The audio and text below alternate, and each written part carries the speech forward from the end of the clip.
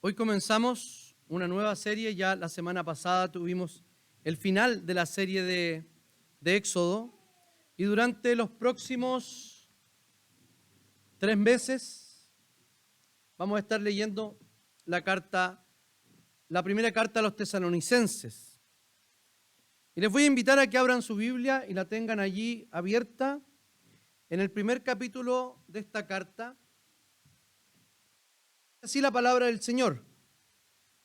Pablo, Silvano y Timoteo nos dirigimos a la iglesia de los tesalonicenses en el Dios y en el Padre y en el Señor Jesucristo. Reciban ustedes gracia y paz. Siempre damos gracias a Dios por todos ustedes y los tenemos presentes en nuestras oraciones. Constantemente los recordamos delante de nuestro Dios y Padre por sus actos de fe, por su trabajo que es el fruto de su amor y por su sufrida esperanza en nuestro Señor Jesucristo. Hermanos amados de Dios, sabemos que Él los ha escogido, pues nuestro evangelio no llegó a ustedes solamente en palabras, sino también en poder, en el Espíritu Santo y con plena convicción. Ustedes bien saben que cuando estuvimos entre ustedes, siempre buscamos su propio bien. Ustedes recibieron la palabra con gozo del Espíritu, aún en medio de muchos sufrimientos, y llegaron a ser imitadores de nosotros y del Señor, con lo que llegaron a ser un ejemplo para todos los creyentes de Macedonia y Acaya. Con ustedes como punto de partida, la palabra del Señor ha sido divulgada, y no solo en Macedonia y Acaya, sino también en muchos otros lugares donde se sabe de la fe que ustedes tienen en Dios. Ya no es necesario que nosotros digamos nada, porque ellos mismos hablan bien de ustedes. Hablan bien de ustedes. Me perdí en la fila. Estoy en el 9, ¿cierto? Porque ellos mismos hablan de lo bien que ustedes nos recibieron y cómo se apartaron de los ídolos y se volvieron al Dios vivo y verdadero para servirlo y esperar de los cielos a Jesús, su Hijo, a quien Dios resucitó de los muertos y quien es quien nos libra de la ira venidera. Oremos al Señor. Amantísimo Señor, te damos gracias por tu palabra. Te pedimos que tú en esta hora nos bendigas, que tú, Señor, nos ayudes, que tu Espíritu Santo hable a nuestro corazón para poder, Señor, atesorar tu palabra. Te pido, Señor, que tú en esta serie, en esta lectura, Señor, que haremos estos 3 meses de la epístola de la primera a los tesalonicenses, Señor, te pedimos que tú nos hables, que tú nos bendigas y que tú nos edifiques, Señor, como iglesia. Te damos gracias, Señor, y oramos por los méritos de Jesús. Amén. El paralelo que tenemos nosotros, la única referencia que podemos tener más clara de qué pasó en Tesalónica es el capítulo 17 de Hechos. Y en este capítulo nos dice que Pablo, como acostumbraba, ¿qué hacía Pablo cuando llegaba a las ciudades? ¿Dónde iba primero? ¿Dónde? A la sinagoga. Pablo siempre iba a la sinagoga. Llegaba a la sinagoga y allí predicaba el evangelio. Pablo, siendo el apóstol de los gentiles, siempre partió primero por los judíos, aunque en alguna ocasión les dijo que no les iba a predicar más.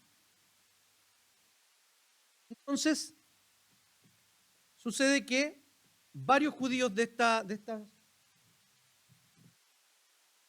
localidad se convirtieron, y también mujeres nobles de la nobleza también se convirtieron.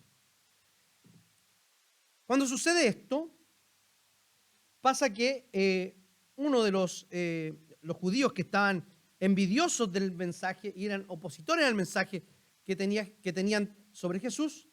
Él les mostró cómo Jesús era el Cristo que ellos estaban esperando. Como dije, algunos creyeron y otros no.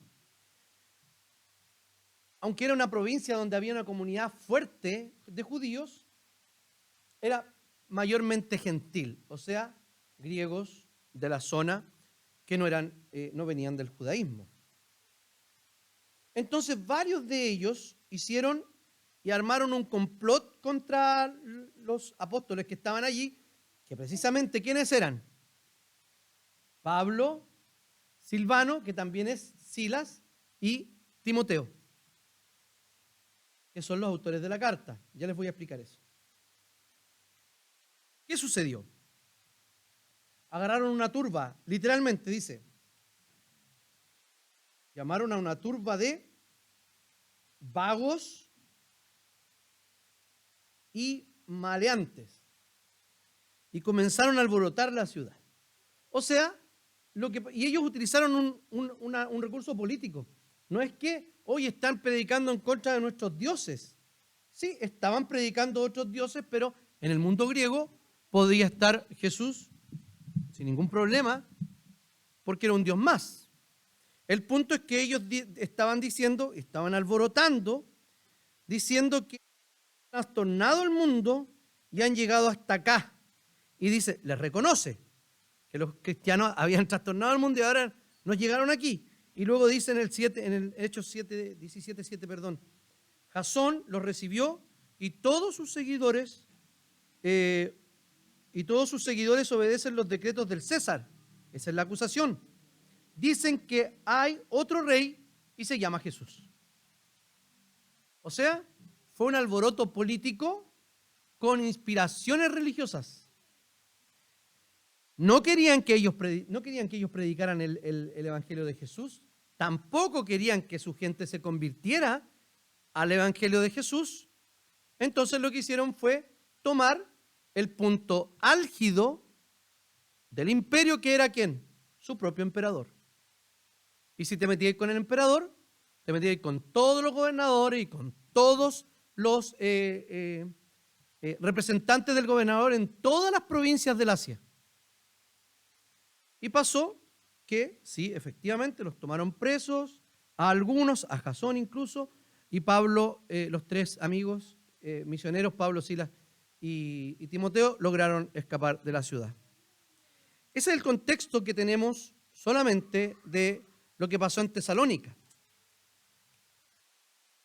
El nombre está fue puesto en honor a una prima de Alejandro Magno, llamada Victoria de Tesalónica.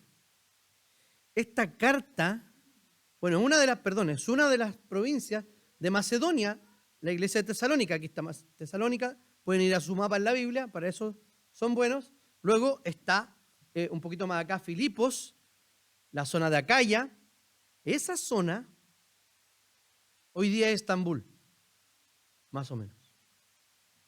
Estambul, la provincia la capital de Turquía, capital que está en dos continentes, ¿sabían? Asia y Europa.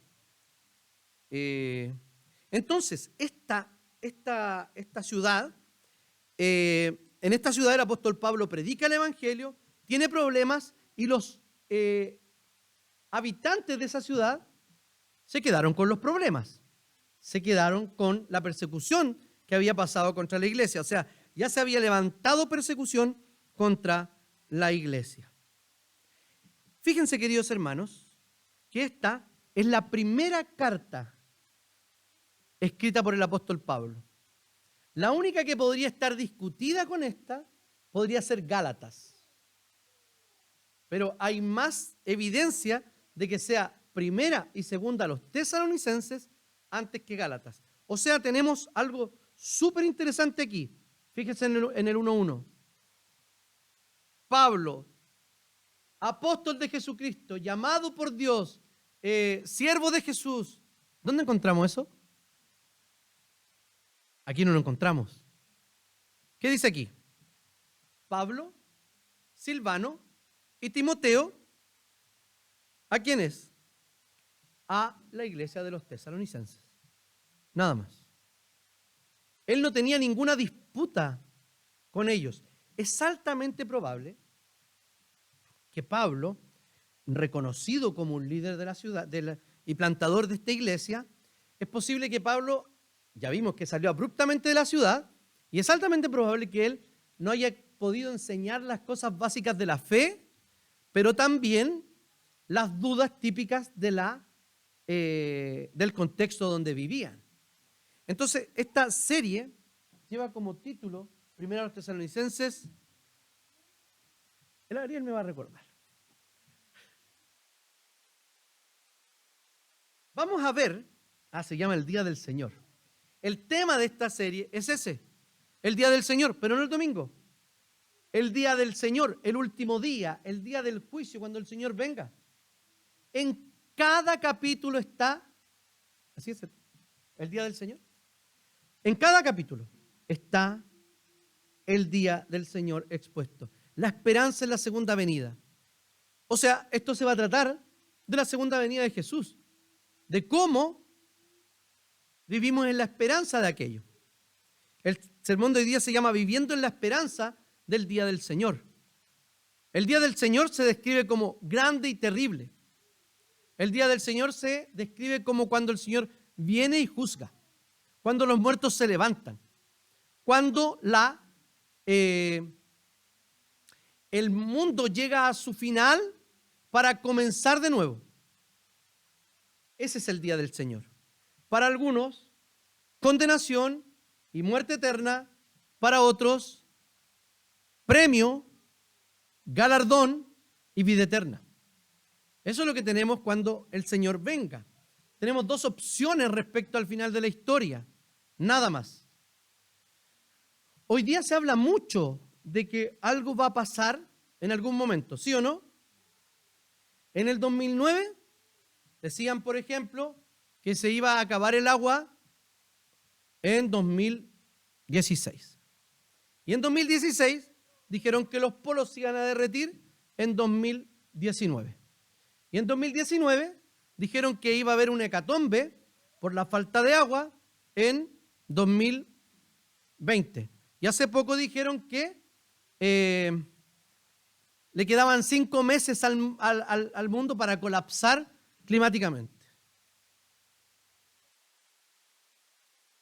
Esta tierra es del Señor.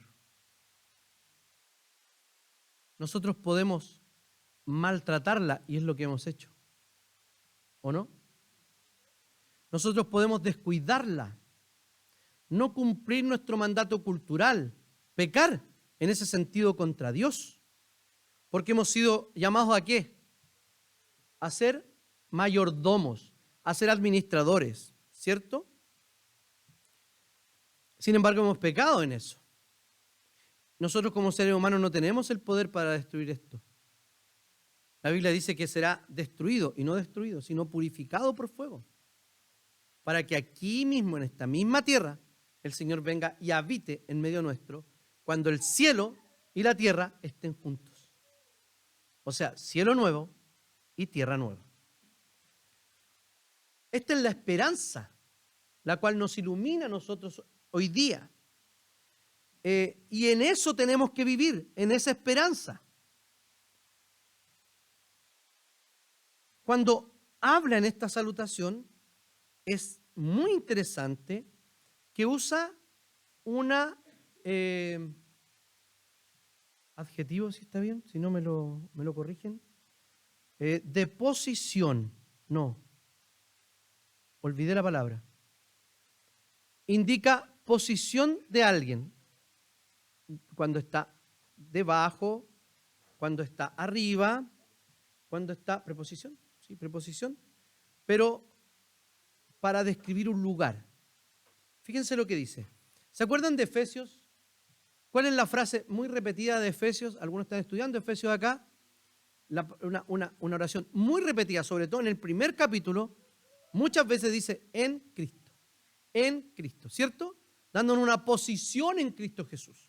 Bueno, ahora les está diciendo a ellos que ellos están, dice, en el Dios Padre y en el Señor Jesucristo. A las iglesias de Tesalónica, de los tesalonicenses, en Dios Padre y en el Señor Jesucristo.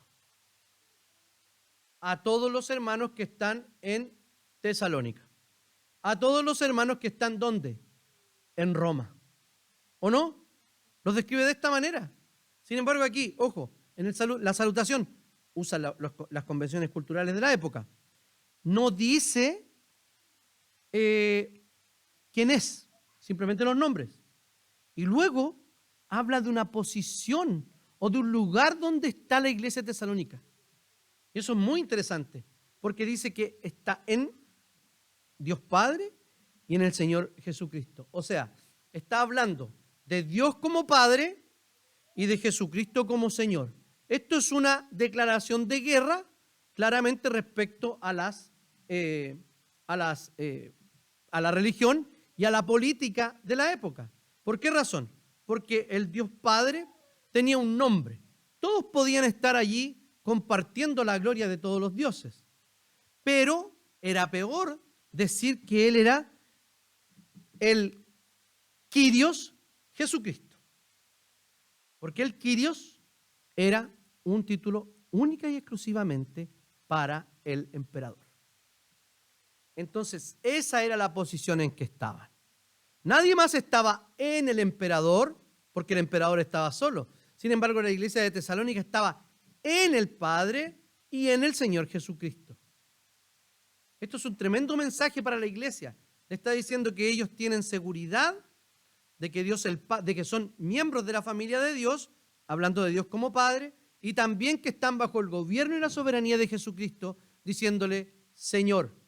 Pero claramente aquí usa, que no se usa en todas partes, el nombre compuesto por el nombre de pila y por el título, Jesucristo. O sea, está diciendo que Él es el Salvador, el que viene a expiar los pecados y también el Señor de todo. Vamos a ver cómo podemos vivir en la esperanza del día del Señor en estos días. Porque le está hablando esto Pablo.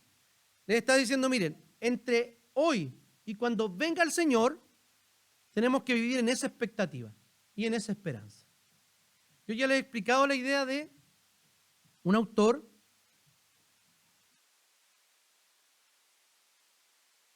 que dice que existen dos tipos de eventos. Los eventos, o dos cosas hablando del futuro y del escatón, del final de la historia. Hay eventos últimos y eventos penúltimos. Los eventos penúltimos, las cosas penúltimas, son todo lo que nosotros vivimos aquí en la tierra. Y las cosas últimas son las que todavía no suceden. O sea, pongámoslo así, el final de la historia, cuando Jesucristo venga. Y la pregunta que hace este filósofo, este teólogo, dice que nosotros no debemos vivir o allá o acá. Porque si vivimos en las cosas últimas, nos vamos a dedicar, por ejemplo, a obra social desprovista de evangelio, por ejemplo. Y nos transformamos en una fundación o en una ONG, ¿cierto?, que ayuda a las personas en sus necesidades materiales. Si estamos concentrados única o exclusivamente en las cosas últimas, ¿qué nos vamos a convertir? En Amish, ¿cierto? Porque estamos preocupados solo que venga el Señor, solo el final de la historia. ¿Ustedes sabían que hubo iglesias en épocas pasadas que se vestían de blanco? Eso ya lo relató, los Simpsons lo relataron, no lo profetizaron, lo recordaron. Aunque podría ser una profecía. Subían a un cerro y esperaban al Señor que viniera en el aire porque estaban sacando cuentas. Y esperaban, y no es novedad. Los testigos de Jehová decían que venía Jesús el 1914. En 1914 no pasó nada. Le dijeron, ¿cómo que nada? Si vino Jesús. ¿Pero cómo? ¿Dónde está? Es que vino con una presencia especial en su iglesia en este tiempo, 1914. Pero eso lo lograron sacar como en el 1917 o 18 cuando dieron esa explicación de que la profecía de ellos no se había cumplido. Entonces, les digo que no es nuevo que las personas anden calculando y diciendo cuándo va a venir el Señor. ¿Cuántos anticristos hemos tenido? Pero así fijos. El Papa, ¿cierto? Mikhail Gorbachev, ¿se sabían esa? Que la manchita. ¿Saben de quién estoy hablando, cierto? Del último presidente de la Unión Soviética. Antes de que cayera la Unión Soviética, él era peladito y tenía aquí una marca roja. Decían que era la marca de la bestia. Fue también varios. Hoy día hay uno más, ¿sabían? Hay uno que está haciendo un pacto entre judíos y palestinos, tratando de solucionar ese problema, y tiene cierta relación con los judíos, tiene origen judío, creo que es canadiense. Si me dicen solo que es canadiense, yo diría, sí, es probable que sea el anticristo. Ellos son el país más progresista del mundo y el más insano del mundo. Y uno de los que tiene mejor calidad de vida también. La gente anda viendo cuándo va a venir Jesús. Y está bien la esperanza. Vuelvo al relato. Entonces, ¿qué hacemos con las cosas últimas y las cosas penúltimas? Bueno, las cosas últimas tienen que iluminar las cosas penúltimas. Y las cosas últimas, las cosas penúltimas, aquí, solo encuentran su sentido a la luz de la eternidad, a la luz de las cosas últimas. O sea, la venida de Cristo y la esperanza de la venida de Cristo son las que iluminan hoy día nuestra vida.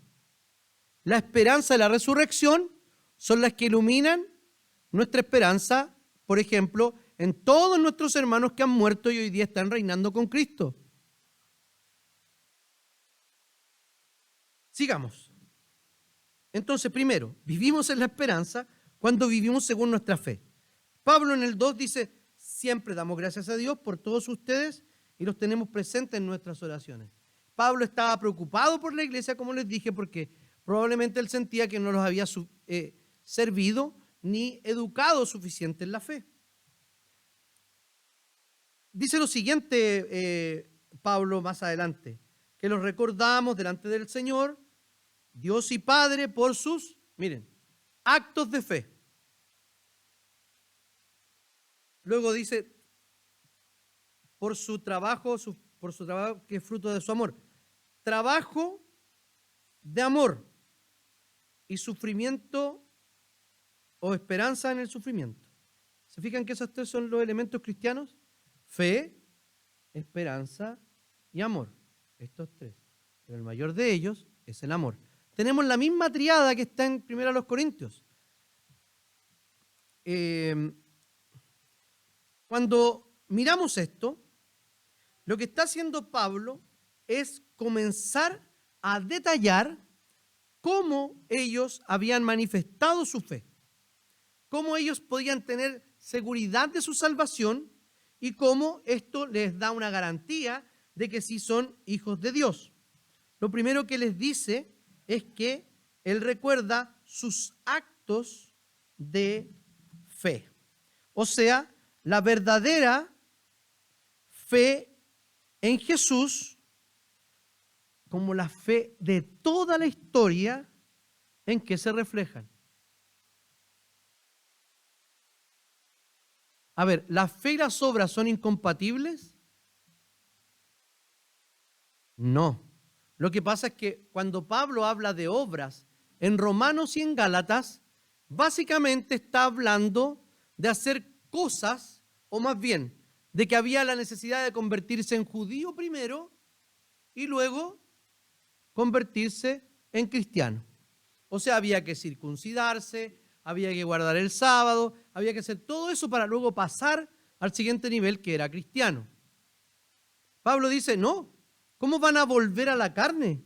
¿Cómo van a volver a sus propios esfuerzos? No, ahora hay uno que lo ha hecho todo por ustedes.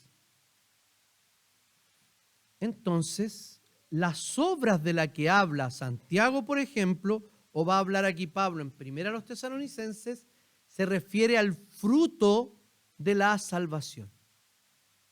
Entonces, ¿la fe es incompatible con las obras? Por supuesto que no. En el Antiguo Testamento, ¿cómo se mostraban los verdaderos creyentes? Con lo que hacían, ¿o no? Y este rey anduvo en los pasos de su padre David y hizo lo bueno delante del Señor. Y el otro dice, este anduvo en los pasos de su padre y hizo lo malo delante del Señor. Y en los pasos de su padre hizo lo malo delante del Señor, lo malo delante del Señor, lo malo delante del Señor. Y eran judíos, eran hijos del pacto, de la promesa, tenían toda a su disposición, sin embargo, habían hecho contrario a la palabra de Dios. Ya, cuando hablamos de esto, de la fe produce algo necesariamente.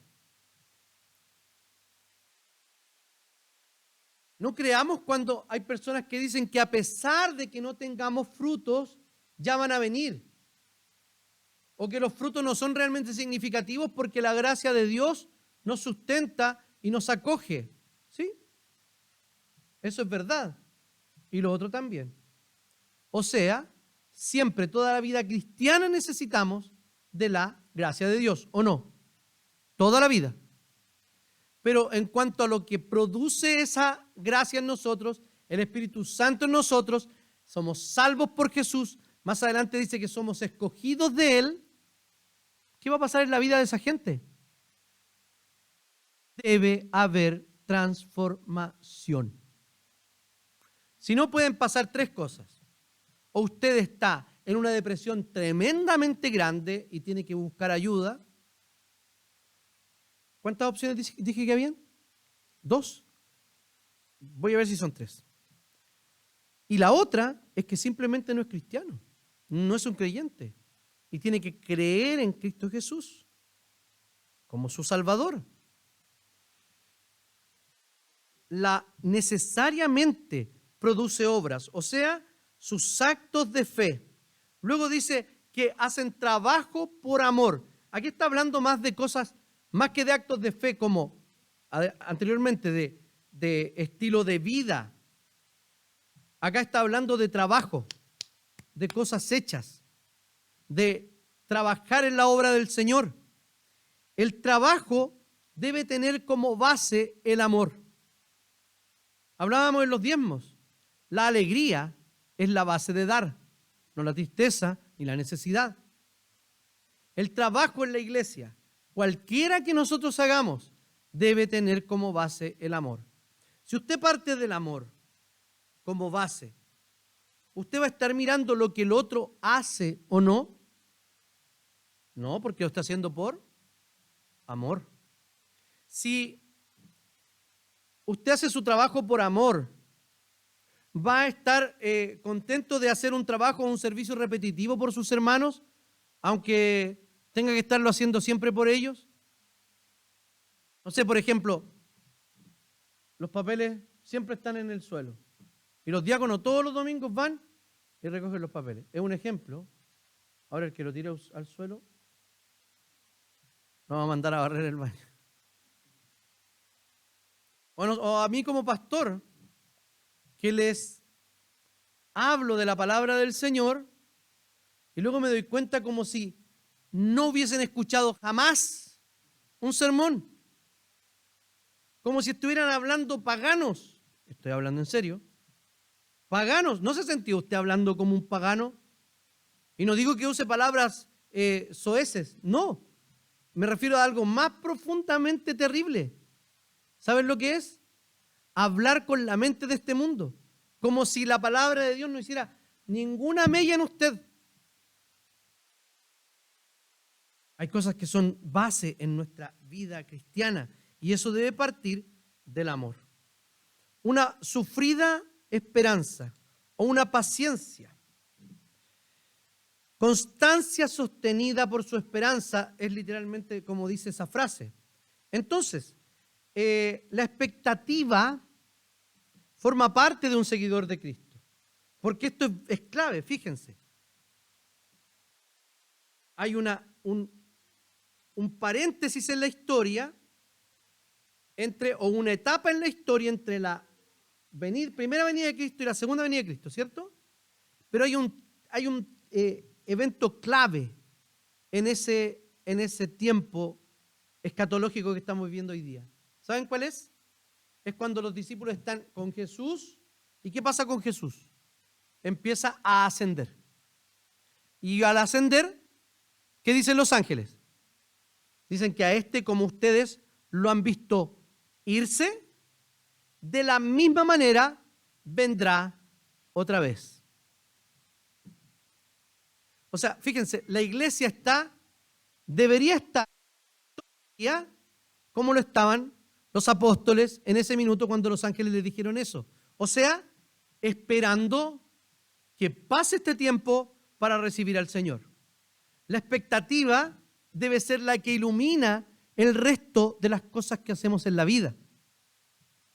No debemos tener la venida del Señor como una cosa que va a pasar muy tarde. La venida del Señor está pronto, independientemente de cuánto tiempo pase. Porque el último y el siguiente mayor acontecimiento escatológico que viene es la segunda venida de Jesús. Por eso que es cercana. No hay otro evento que va a marcar la historia de esta forma como la venida de Jesús. Porque, por ejemplo, nos pueden engañar los anticristos, ¿o no? Y no serlo. O sea, ser anticristos, pero no ser el anticristo. Por ejemplo, ¿qué creen ustedes que los cristianos rusos blancos creían cuando Stalin los perseguía? Llegaron muchos rusos blancos a Chile. Que era anticristo, ¿no? Ateo, poder, etcétera. Anticristo. ¿Pero qué pasó con Stalin? Se murió. Hitler. ¿La esperanza en qué? En una nueva Alemania. ¿En un reino de cuánto? De 1000 años. Eso es lo que querían. Querían conquistar el mundo completo. ¿Y qué pasaba con los judíos? ¿Y qué pasaba con algunos cristianos también? Eran muertos. ¿Eran acaso una especie de anticristo? También. Pero también lo fue Nerón. Y hubo muchos en la historia. No sabemos si viene ahora algo en 20 años más, o en 5 años más, o en 2 años más. Pero podría no serlo. La señal de la venida de Cristo, la principal señal, ¿saben cuál es? Según Mateo, y verán la señal en el cielo. Al Hijo del Hombre viniendo en las nubes. O sea, ¿cuál es la señal más importante de la venida? La propia venida de Jesús. Por eso es tan repentina la venida de Jesús. Porque en la interpretación de la historia nos podemos equivocar de ahí para atrás. Pero cuando venga Jesús, no habrá duda alguna de que ya llegó. Esa es la gran señal que estamos esperando, que Jesucristo aparezca en las nubes. Esa sufrida esperanza, como le dice, esa constancia sostenida, habla de la esperanza, de la santificación que debemos vivir nosotros basados en la resurrección de Jesús. O sea, fe, ¿qué produce? Obras, buenas obras. El trabajo, ¿de dónde debe provenir? Del amor. Y también, ¿cómo debe ser nuestra esperanza o nuestra paciencia? Debe ser en el sufrimiento. Aunque estemos sufriendo, ya lo va a decir Pablo más adelante, hemos recibido al Señor y podemos soportar las tribulaciones de la vida. Va a venir una gran tribulación como nunca lo ha habido en la tierra. Pero ciertamente hoy día cada uno de nosotros puede estar viviendo su propia tribulación, su propia angustia del corazón. ¿Qué está haciendo con eso? ¿Lo está viviendo con esperanza o lo está viviendo con amargura? Porque hay dos formas de vivirlo, ¿cierto? Esperanzados en que el Señor vendrá, en que el Señor me dará las fuerzas para superarlo, o que el Señor derechamente traerá una solución a eso que me angustia. ¿Estamos así? Realmente cuando decimos, Señor, que se haga tu voluntad, ¿estamos dispuestos a aceptar que esa, la que no me guste a mí, pueda ser la voluntad de Dios? Porque lo decimos como con un poco de miedo, ¿cierto? Bueno, que sea lo que Dios quiera. Es como, Señor, que no sea tan malo, por favor, porque si es Dios no puede ser tan malo. Entonces, que sea lo que Dios quiera. No, lo que Dios quiera nos puede parecer en cierto minuto gravoso, incluso malo, pesado. Pero eso siempre trae paciencia para nuestra vida. Si tiene alguna petición delante del Señor, familiar, personal, algo que lo esté angustiando, por muy mínimo que sea, tiene que ponerlo delante del Señor para que pueda vivir con esa esperanza de que sí el Señor traerá solución, no solo al mío, sino a todos los problemas y pecados de la humanidad. En segundo lugar, vivimos en la esperanza del día del Señor cuando vivimos según nuestra elección. El apóstol Pablo dice que tiene una certeza. Y dice en el 4, hermanos amados de Dios, sabemos que Él los ha escogido. El apóstol Pablo, ¿cómo puede saber que son escogidos? ¿Quién sabe si es escogido o no? El propio creyente y Dios. Y nosotros especulamos respecto de sus obras. Porque el árbol se conoce por sus frutos, ¿no? Entonces, el apóstol Pablo dice eso, pero hay una palabra súper interesante y que siempre son interesantes y que siempre las debe tomar en cuenta cuando lee la Biblia. Dice, pues. Pues, ¿por qué sé que son escogidos? ¿Por qué tengo esa convicción? Pues nuestro evangelio no llegó a ustedes solamente en palabras, sino también en poder, en el Espíritu Santo y con plena convicción. O sea, la certeza del apóstol era un recordatorio respecto a lo que ellos habían vivido. ¿Por qué? En Tesalónica, la palabra llegó con esto solo los escogidos. ¿O no? Con poder, en el Espíritu Santo y con plena convicción, que es básicamente lo mismo. Está diciendo, la palabra llegó acompañada del Espíritu Santo para que el Señor convirtiera sus corazones. Entonces, ¿por qué sabe que son electos? Porque obedecieron al llamado del Señor. Esos judíos que creyeron ahí, que no creyeron, los paganos que no creyeron, no sabemos si son electos o no. Pablo no puede tener esa convicción, porque en el futuro podrían ser conversos al cristianismo y sabríamos que son electos. Uno no tiene un electómetro automático, ni tampoco debemos dar por hecho que alguien es electo o no, porque para nosotros el caso contrario, ¿cierto? Muchas veces decir que son electos, bueno, el Señor sabe y los va a traer de todas maneras. No. Pero, por ejemplo, ¿qué nos pasa con nuestros hijos? ¿Sabemos si son electos del Señor? Certeza sobre su elección, no tenemos. Pero certeza de que Dios es fiel, sí tenemos. Y que Dios cumple su pacto, sí lo tenemos. Entonces, sin embargo, algunos sí pueden no ser salvos. Algunos pueden no serlo. Pero ¿cómo los vamos a educar? Como a niños escogidos. ¿Cómo les predicamos entonces a los creyentes que no sabemos, a los no creyentes que no sabemos qué son? ¿Se ha fijado que como que a predicar desde el presbiterianismo es como, ¿cómo les predico? ¿Cómo les digo que Dios los ama? Si la verdad es que no sé si los ama, porque Dios ama a sus propios escogidos. Entonces, ¿y cómo les voy a decir que se pueden ir al cielo? Y si no se han escogido, el Señor, les voy a estar mintiendo.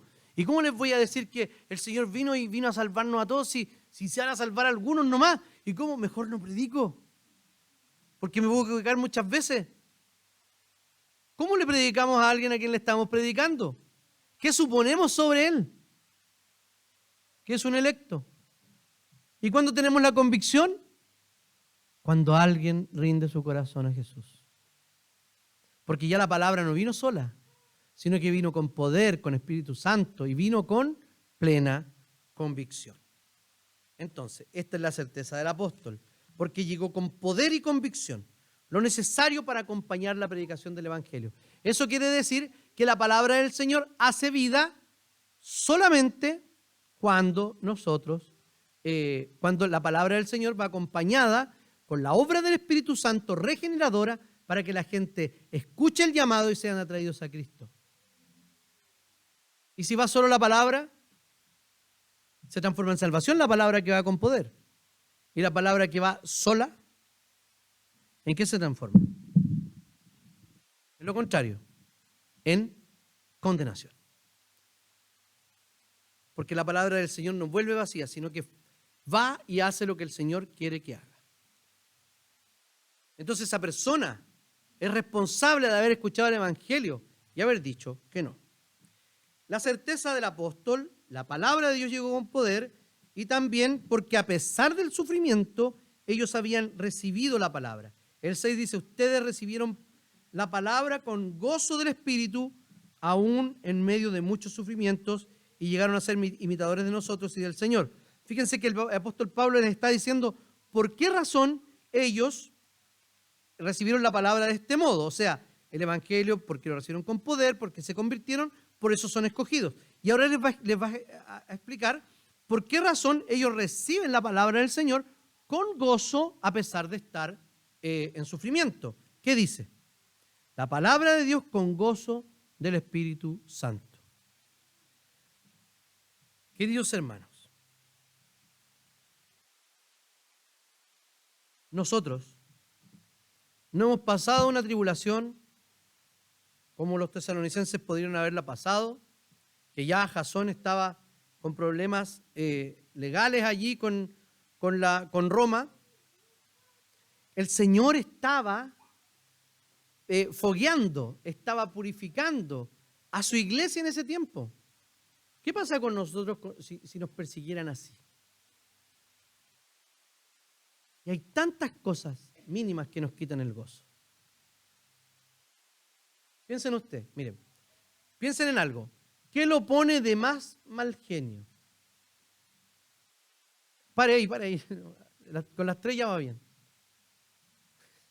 Algunos iban en siete cosas. Ponga lo que le pone mal genio. ¿Sabe lo que significa eso? Que esa tontera le quitó el gozo.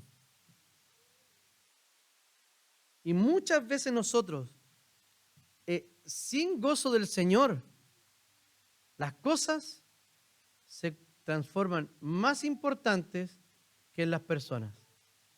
Por ejemplo, ¿está bien llegar temprano? ¿O no? ¿O no? ¿Amén? Está bien llegar temprano. Deberíamos ocupar desde atrás para adelante. Para los que vayan llegando tarde, se vayan sentando adelante. A ver, él me dice que no.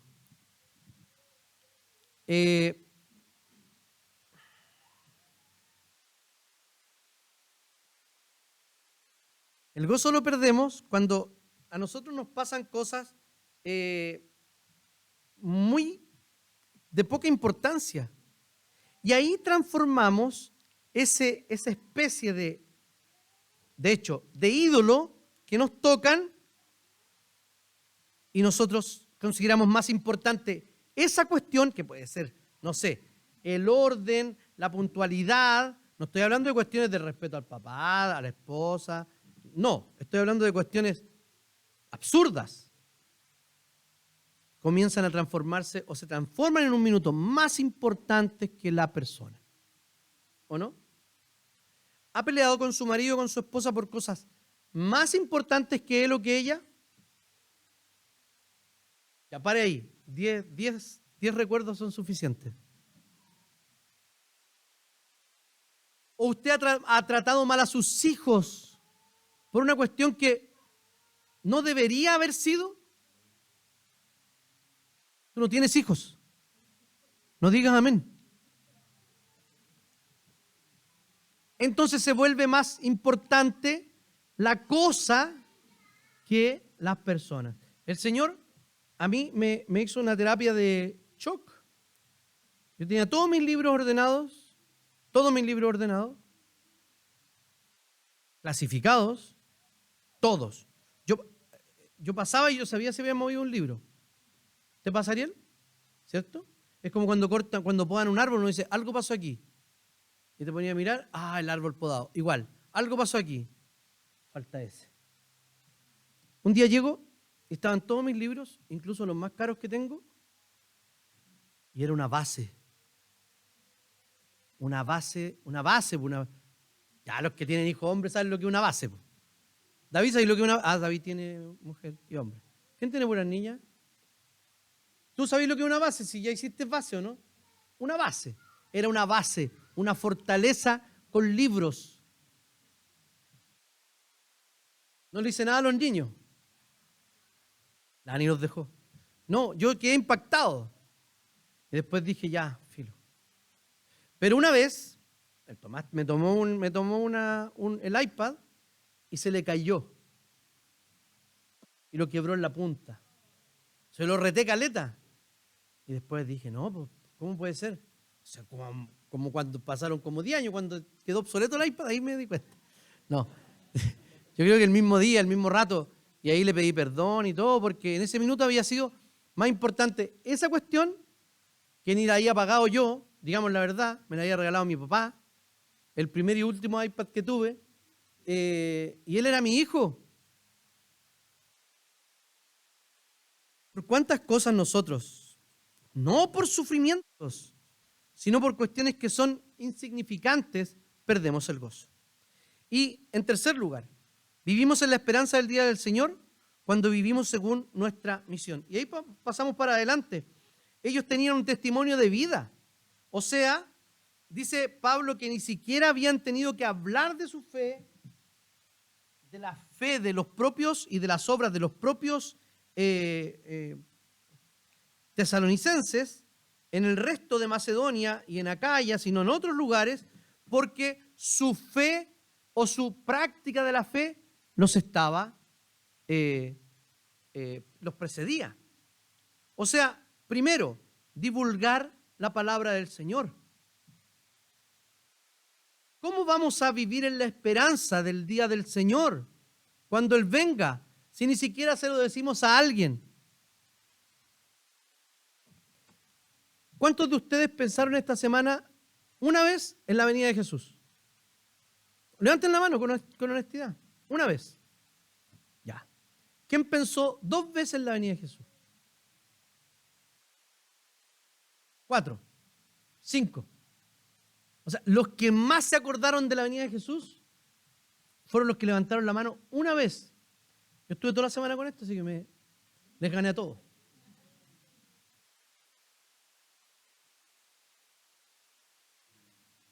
¿No recordamos la venida del Señor?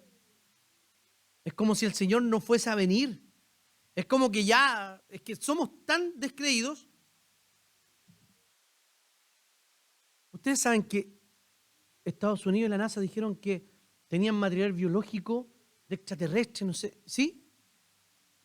Y a nadie le importa nada. Es como un chileno con un terremoto. No con un terremoto, con un terremoto.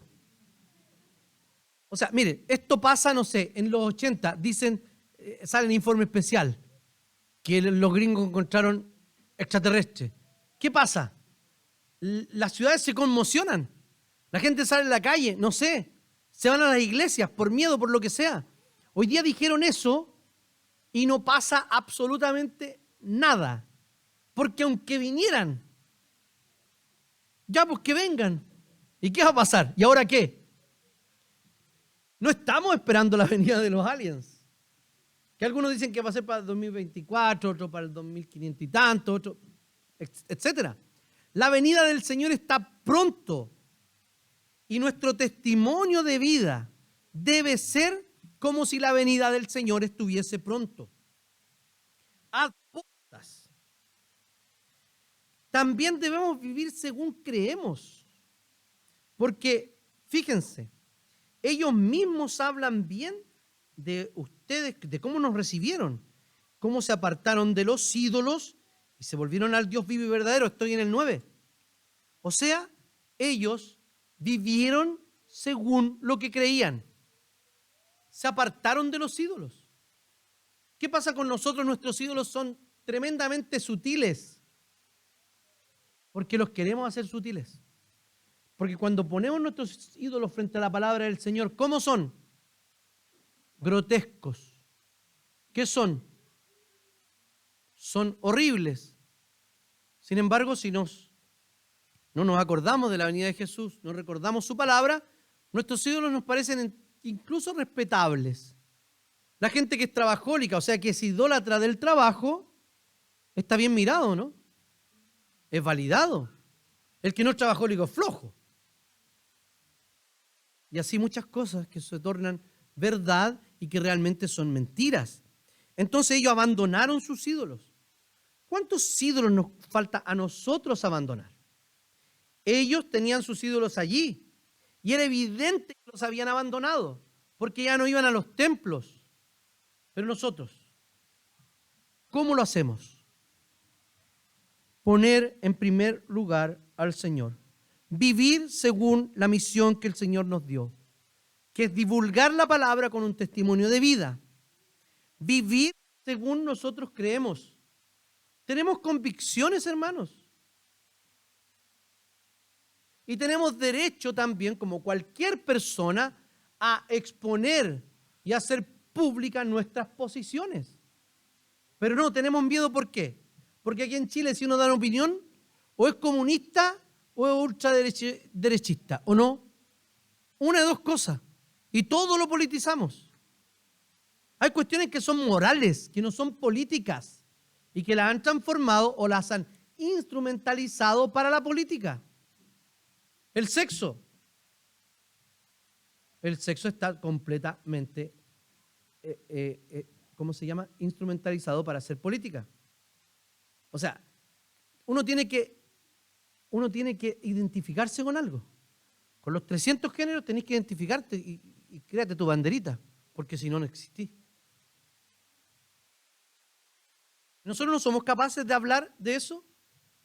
Niños de 13 y 16 años son expulsados de los colegios, incluso fue arrestado uno mayor, porque puso en su polera, solo existen 2 géneros. Y fue discurso de odio y fue preso. Es como poner el viejo pascuero no existe. Voy a ofender a los niños, sí. Los voy a sacar de su ilusión, sí. Hoy existe por si hay alguno. Es un ejemplo nomás. Y también, ¿cómo vivimos el día del Señor?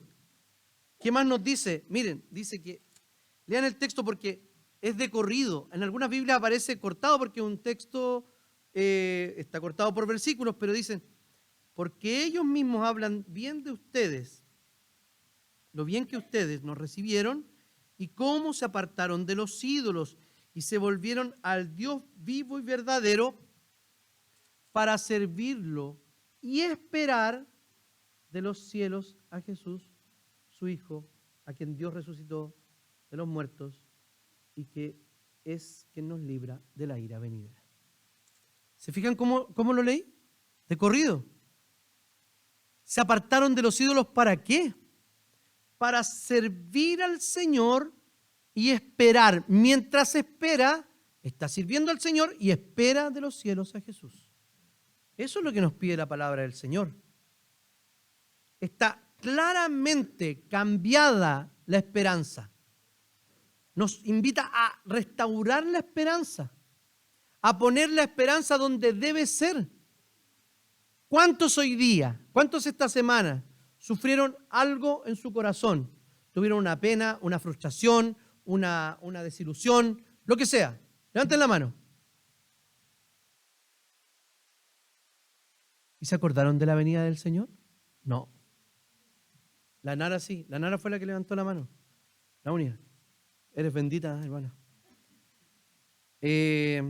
Fíjense, tenemos un problema, tenemos una desilusión, tenemos un dolor, Y no nos ilumina la venida del Señor.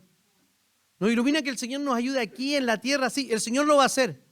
Pero quien va a traer la verdadera esperanza es Jesús viniendo en las nubes. Ese Jesús crucificado y resucitado que va a venir en el futuro a limpiar toda lágrima y todo dolor, y ya no habrá más muerte, y traerá, eso sí, esto sí que sí, esto traerá un nuevo y restaurado orden mundial, orden cósmico que traerá el Señor a nuestra vida y a todo nuestro planeta. Por eso, queridos hermanos, para vivir en la esperanza, tenemos primero que vivir según la fe. La fe nos debe mover para la vida. También debemos vivir según nuestra elección, dar frutos según el árbol que somos.